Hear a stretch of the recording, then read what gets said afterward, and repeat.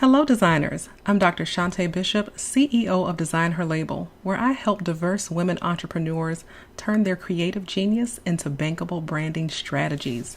On today's brandcast, we are going to be talking about stop denying and start defying. I'm just fresh back from Oklahoma City, where I was a speaker at the Fabulous New You conference featuring Miss Tisha Campbell. And it was such a powerful experience. It was wonderful to be in a room full of women who were really supportive of one another, who were really there to just get their breakthrough, to get the energy that they needed to move to the next step. And so I want to carry some of that momentum to you in this week's brandcast. So the focus of this particular brandcast is to get you out of overanalyzing, to get you out of thinking about doing things and not actually doing them, because it is a significant shift to go from thinking about things in your head or ideas that you might have, or, I'm thinking I might try to do such and such.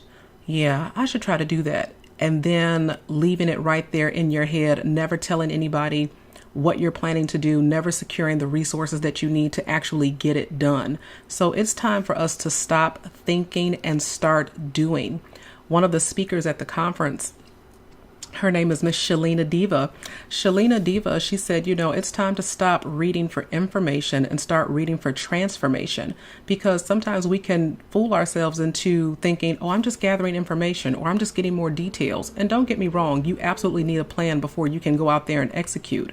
But at some point, you actually have to get in motion. So stop denying and start defying those expectations and get yourself going in the direction that's going to ultimately help your brand and your business succeed. And some of the biggest things that tend to stop us are all rooted in fear. Overanalyzing, overthinking things. This is a symptom of fear, because deep in your heart, you are not ready to pull the trigger. You're not ready to do it. And so you overanalyze and you trick yourself into thinking that you are just being deliberative, and you trick yourself into thinking that you are just, making sure that all of your I's are dotted and your T's are crossed. But in reality, if you don't ever move towards implementation, that is a symptom of fear. Second guessing yourself is a symptom of fear. I don't know how many clients I've had who were absolutely positively certain that this was the direction that they wanted to go. And then I follow up 2 weeks later and nothing has happened. I'm like, what happened? I thought that we were committed. I thought that we were sure. I thought this is what we wanted to do. Yeah, but see, I don't know, because then I started thinking about this and then I started thinking about that. And I'm not sure if that's really what I ought to be doing. I don't know. I'm just confused. That is a symptom of fear. It means that you got right up to the edge and something in you said, I don't know if we should do that. What's going to happen? And a lot of times we get too caught up in the outcome. You have to detach yourself from the outcome, because even if you try to do something and it is a complete bomb, if it is a complete failure, nobody signed up, or 2 people signed up, or it didn't turn out to be what you thought it was going to be, that's okay, and I'm going to tell you why. Because we learn from failure. We learn from the things that don't go right. And it gives us an opportunity to get feedback from people and say, what could I have done differently? What is it that I can do next time to make sure that I get your yes? And so don't be afraid to put something out there. If it doesn't work out, then that's nothing but a teachable moment that will give you information to be successful the next time you make an attempt. Self-doubt is a symptom of fear. Sometimes we are our own worst enemy. We can talk ourselves right out of anything positive. And the thing is that it's a paradox, because there's a part of us that is so frustrated with our current situation. We're frustrated, with the day in and the day out routine. We feel smothered. We feel suffocated. We start to feel like, is this all there is to it? And then there's that other part of us that's like, look, you have a good thing going, don't make any waves, don't rock the boat, because if you do, it's going to create ripples and it's going to create problems. And who are you to be trying to start something new? You're too old for that, or you're not this, or you're not that, or you're not enough. And we start to play this record in our heads that convinces us that we aren't worthy to pursue our dreams. And we need to stop that. That is absolutely a symptom of fear. Another symptom of fear is procrastination. When we are afraid of change, when we are afraid of what it's going to require for us to actually make the leap, then we'll stall.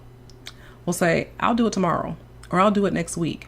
Or we will sit there and we'll look at the application that we need to fill out, or we'll sit there and we look at the monies that are available for our project, and it requires a lot of paperwork. Or we'll look at someone that we need to ask to be on our team, or we'll look at all of these things that need to be done, and they'll just stare us in the face. We won't move. We won't do it because we're afraid. We're afraid that once we set these wheels in motion, that there's no turning back. Once you put it out there, it's out there, and it can seem very scary. But at the same time, I'm not going to sit here and tell you that, everything that I do for Design Her Label is done, with complete confidence. Sometimes I'm rolling the dice and I'm like, okay, but the fact of the matter is that I'm in motion. I'm doing something. I'm doing it while I'm afraid. And so it's not the absence of fear. It's fear along with faith that will propel you to the next step. It's like, I'm afraid. I don't know what I'm doing. It's scary out on this ledge, but I'm going to do it anyway. So here are the consequences. When you are afraid, fear leaves money on the table. There is money that you could be creating right now, this very second. If you picked up the phone and started dialing for dollars, there is somebody that you could get on the phone that you can convince to invest in your service, in your product, in your organization, in your business, in your startup, in your prototype. You can get money right now. But because you're afraid of the no, then you're going to leave money on the table. So fear leaves money on the table. It also leads to missed opportunities, because when you're too afraid to reach out to people, when you're too afraid to network, and you get caught up in this, well, I don't know what to say, or, well, I'm not as established as so-and-so, or, maybe I'm out of my league. You're going to miss out on opportunities, because sometimes opportunities happen because you are in the room. But if you're too afraid to even go and get with a group of people that can make things happen for you, then you are absolutely missing out on opportunities. For example, if you watch this show, Shark Tank, which honestly, this show's probably been on for a couple of years now, and I just started watching it a couple of months ago. People were like, you got to watch this show. You got to watch it. And one of the things that I realized is that when the people walk into the Shark Tank, even if their project doesn't get funded, so many of those people have gone on to be successful. Why? Because they were in the room, because they got exposure, because even though the sharks were not willing to invest, even though the sharks may have been skeptical, there was somebody watching that said, I see something that the sharks didn't see, or I have something that can really help this person be successful. I'm going to reach out. And so when you're too afraid to get into the room, it leads to missed opportunities. Another thing that fear does is it leads to bitterness and resentment. And I'm telling you, I have seen this. I have seen it firsthand. When people are afraid and then they see people around them doing things and things are happening for them, and, they're making moves, and all of a sudden, their brand and their business starts to blow up. People who were too afraid to move start to get bitter. They start to throw salt. They start to hurl insults. They start to try to discourage and demean you. What you doing now? Or who gonna do that? Oh, you doing too much. You doing the most. Well, what about such and such? And that comes from bitterness. That comes from resentment, because they were too afraid to follow their own dreams, their own ambitions, and their own pursuits. You do not want to be in that boat. You don't. You do not want to be in the crowd of people who are bitter and resentful of people who decided to have the courage and follow their dreams anyway. And so fear is an oppressive mechanism. It is an excuse that we use to tell ourselves to keep us stagnant. And as I often say, information without implementation results in stagnation. You're not listening to this broadcast for your health. You're not doing this because you don't have anything better to do. You're doing this because you want to get tools, resources, and information that you need to move forward. So I'm going to suggest this. The one thing that you are fighting right now is the exact thing that you should be doing. The one phone call that you don't want to make, the one place that you don't want to go, the one speaking engagement that you're reluctant to do, the one thing that you are fighting right now is the exact thing that you should be doing, because sometimes you need to just jump in the pool so that you can conquer that fear. The only thing that really is effective at challenging fear is evidence.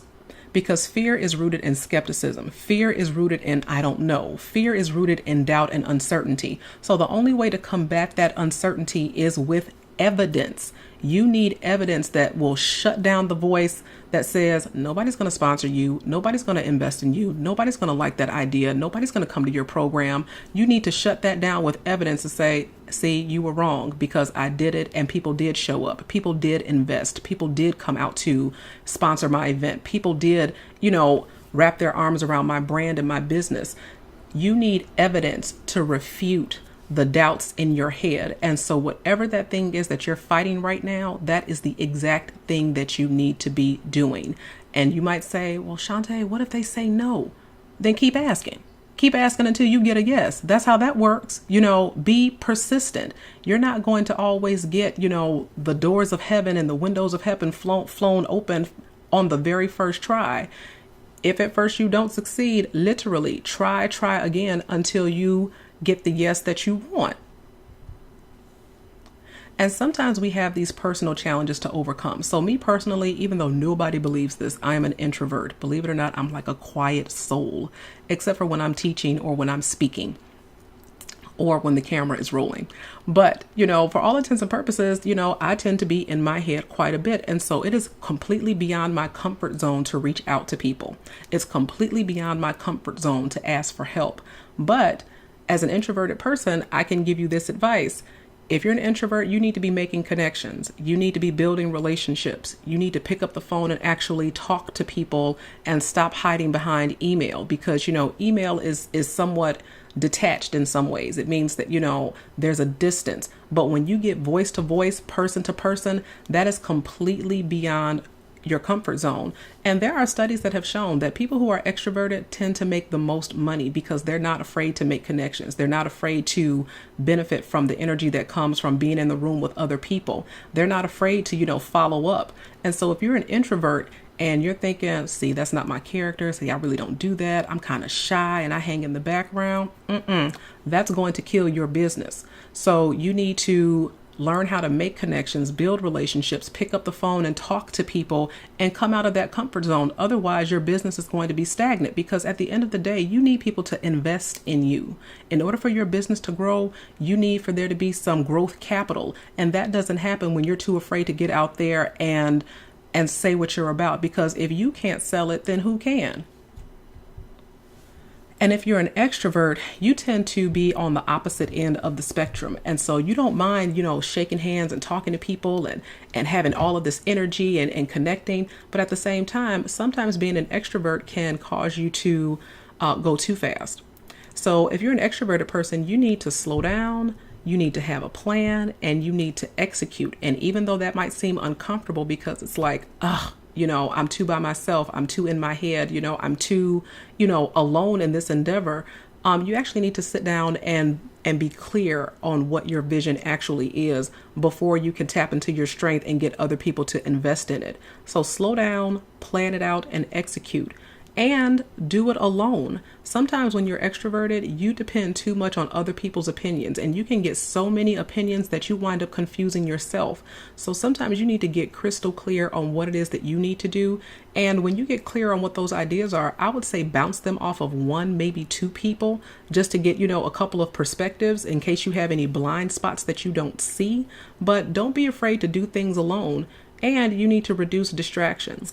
And so if you are afraid, and you're using things like social media or Facebook, or man, I was on the phone with so-and-so and time just ran out, reduce those distractions and get very clear on what your next moves are that are going to move your brand and your business forward. So as always, if you enjoyed this post, I encourage you to share it with your peeps. Please do subscribe to Design Her Label. And as always, let's get social. Let's connect on Facebook, Twitter, and Instagram. I would love to have you as part of the Design Her Label community. I will see you next time.